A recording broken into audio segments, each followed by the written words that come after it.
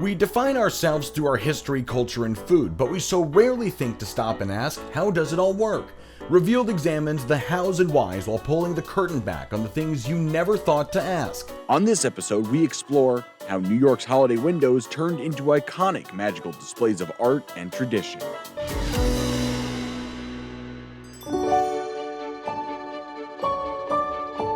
It became like a spectacle and like a show and a gift, especially around the holiday season. It's really a tradition.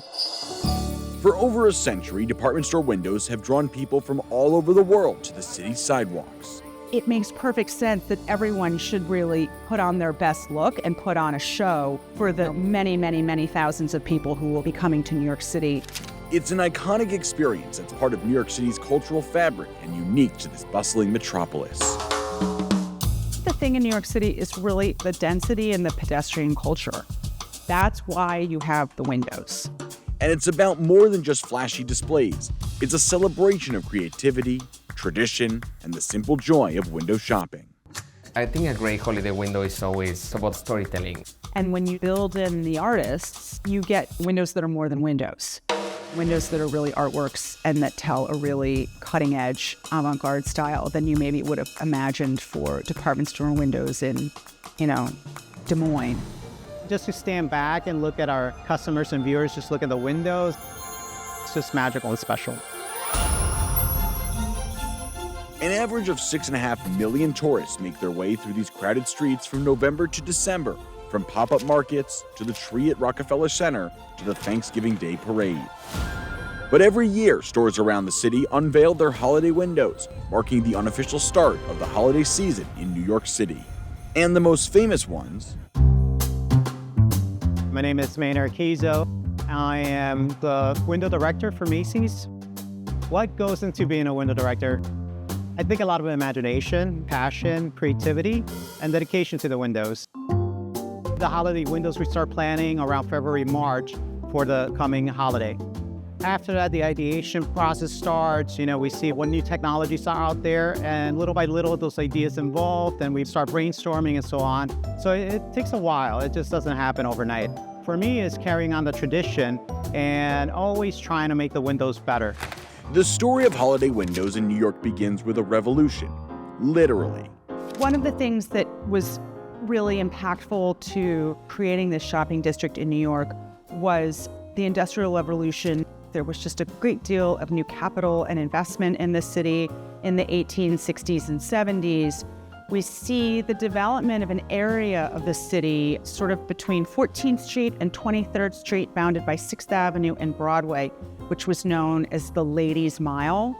This is a real turning point for women, that women are able to go out into public alone, perhaps in groups with other women, but unaccompanied by men. Before this time, shopping was just about getting what you needed. Buying things for pleasure, that was for the wealthy. This is where consumer culture really takes off in New York in the decades after the Civil War. Things like clothing became cheaper to produce, and there was, more of them. You have more consumer goods. There are more things on the shelves because of this revolution in production and transportation that was taking place, and the fact that there are so many stores in close proximity to each other, and that you kind of have a real retail district where ladies can walk from shop to shop, maybe have something to eat, and sort of have this as a day of recreation and shopping is something that is very singular to New York. The idea that things are really close together and that we are a true pedestrian city. So that's another reason why New York is able to kind of leap ahead in the kind of national growth of retail opportunities. And while Midtown is the center of retail in New York today, it was not always the case. New York's department stores actually began downtown, with Lord & Taylor opening in 1826 and Macy's debuting downtown at 14th Street and 6th Avenue in 1858. 14th Street was an early concentration of retail in New York. And then over time, stores like Macy's, Saks Fifth Avenue, they're moving more and more into Midtown. And Midtown really takes off as a destination in New York City in the early 20th century. Bloomingdale's settled on 59th Street in 1886. Macy's claimed Herald Square in 1902, and Saks opened on Fifth Avenue in 1924, cementing Midtown as the new retail heart of the city. These big landmark stores became more than just places to buy things. They turned into destinations, opulent, towering, almost like chapels, dedicated to commerce. And soon a remarkable invention came along that would change window shopping forever: large plate glass windows. These were big new department stores which were utilizing the technology of plate glass windows to put fabulous goods on display for pedestrians, people walking by, and shoppers, people who were actually looking to consume these goods.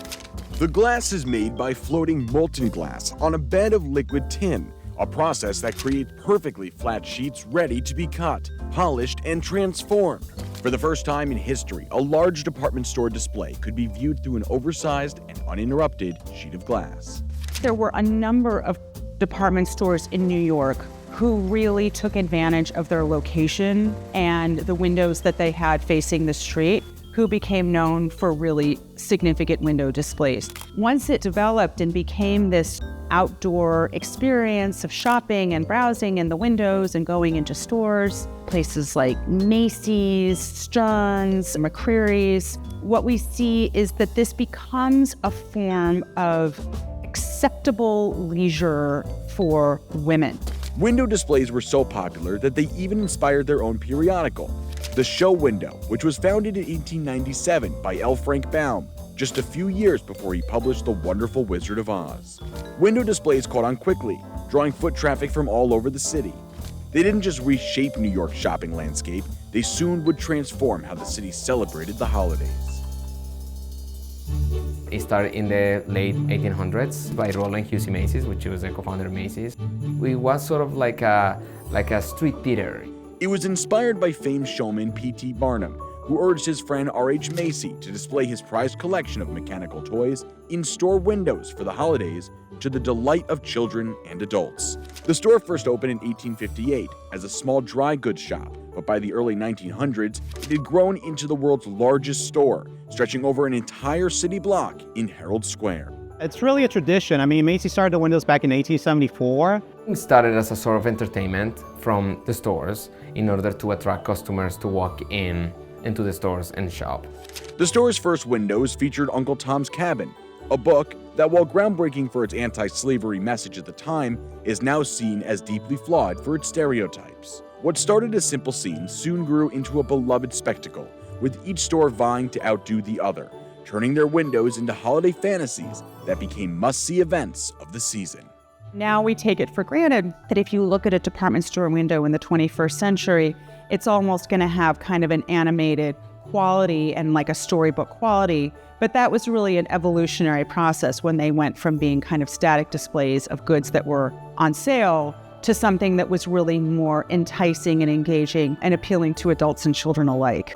It became like a spectacle and like a show and a gift, especially around the holiday season. Major department stores like Macy's, Saks Fifth Avenue, and Lord & Taylor devoted significant resources to designing these displays, often enlisting skilled artists and craftsmen to build intricate, themed scenes that captivated sidewalk-bound audiences. These displays became so popular that people traveled from beyond the borders of New York to see them. And they change with the times. As early as 1883, some department stores were using steam-powered displays featuring a miniature circus. There was a whole kind of arms race in the city around department store windows. Some stores went for a very traditional holiday feel, where other stores went into a very avant-garde direction. Lord & Taylor, used to be on Fifth Avenue, was the only store in the world whose windows kind of like lift down. There was this sort of kind of like an elevator.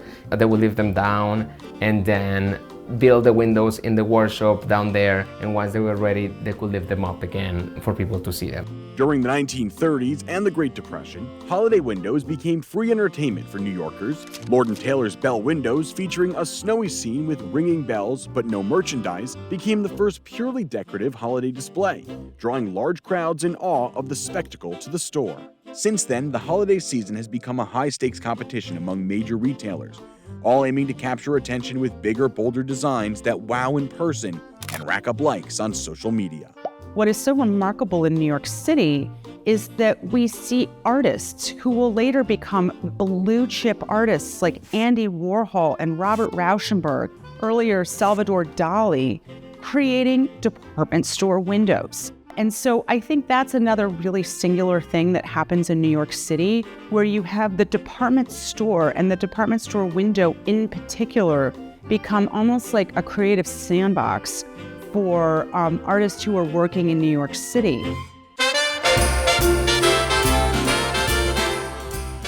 Holiday windows started small, but soon became a tradition that people from all over the world come to these streets each year to discover for themselves. There's so much magic about the holidays.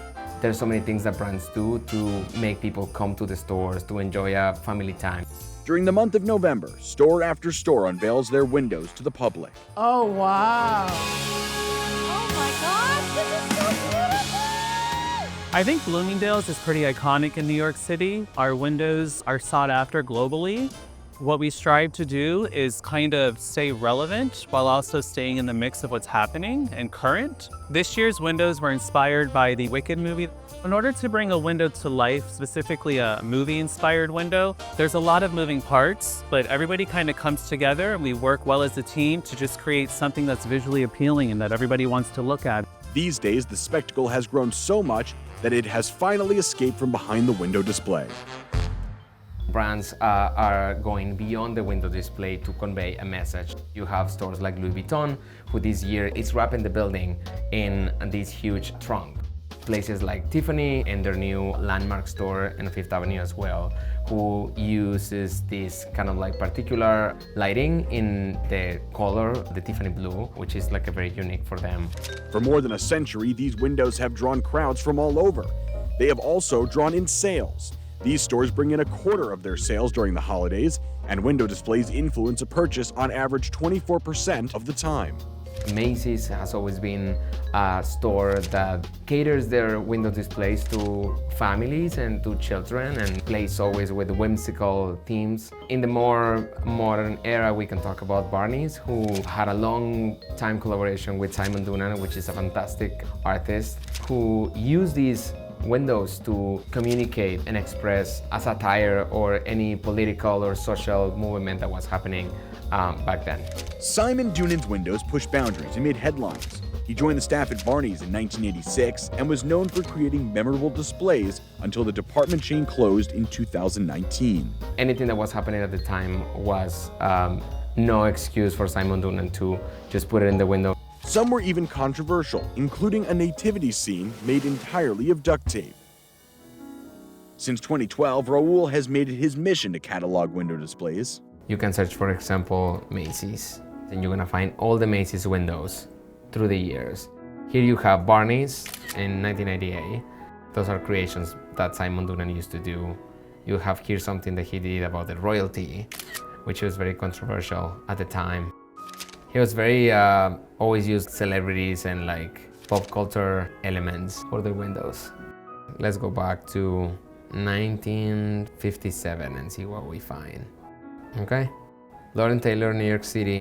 This is a holiday window from 1957. Doesn't look very holiday-ish. It doesn't look very holiday-ish, but it looks a little bit creepy if you ask me, but it is crazy to see how they were using things like light bulbs and things that were so modern at the time. But these days, light bulbs and fancy tricks no longer do the trick. Today's windows need something different.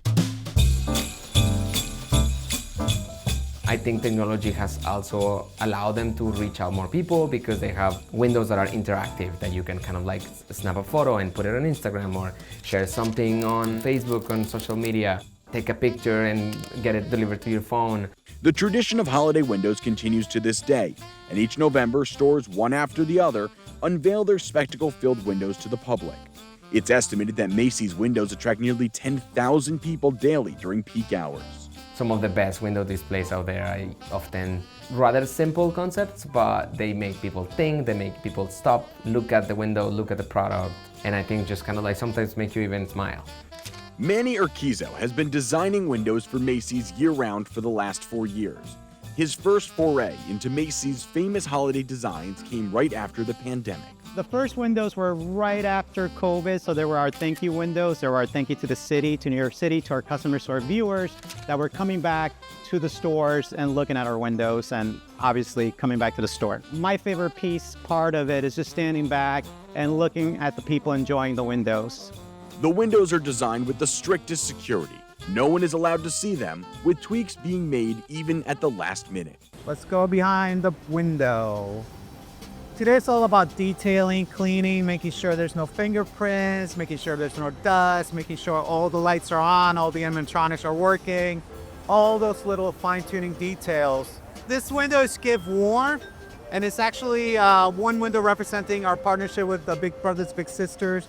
These are all hand-drawn ornaments by the Littles. So these are made by Big Brothers Big Sisters, little girls and boys from all over the New York City. So we have over 400 ornaments hand-drawn by little kids. Now, how does it feel now? We're about to unveil them. Anxiety, a little nervous, kind of want to see which window people gravitate to, or what they point out, and what they feel when they see the window. So I just want to see those smiles in their faces, really.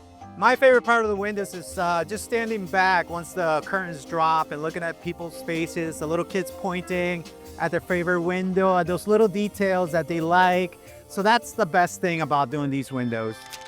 Do you guys want to help with a countdown? 3, 2, 1. Let's go. This year we're excited. We're introducing our Macy's gift guides. So our Macy's gift guide will take you through the journey of the windows. Each window displays a different holiday emotion with the emphasis of giving. So we have our gift love window, and we have our gift warmth window, and we have our gift surprise window.